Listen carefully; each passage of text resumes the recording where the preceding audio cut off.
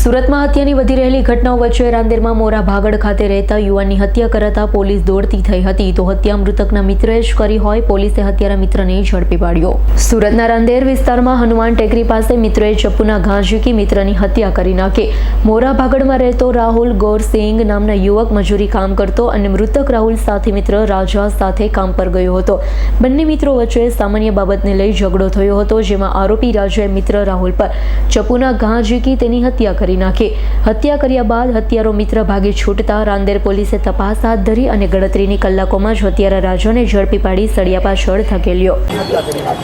રાંદેર વિસ્તારમાં બાણકી સ્ટેડિયમ નજીક બે છૂટક મજૂરી કામ કરતા બે યુવાન મજૂરો જે રોજ સાથે જતા આવતા હોય છે અને બંને વચ્ચે કંઈક ગાળાગાળીનું બનાવ બનેલ, જે ગાળાગાળીના હિસાબે આરોપી જે છે એ છરી લઈ આવીને ચપ્પુથી મરણ જનારને 3 ઈજા કરેલ છે અને ઈજાના કારણે જે મરણ જનાર છે એ સારવારમાં લઈ આવતા દરમિયાન મૃત્યુ પામેલ છે। સાહેબ, ઘટનાનું મુખ્ય કારણ શું છે? પ્રાથમિક બસ ઉશ્કેરાટ અને ગાળો બોલવા બાબતે।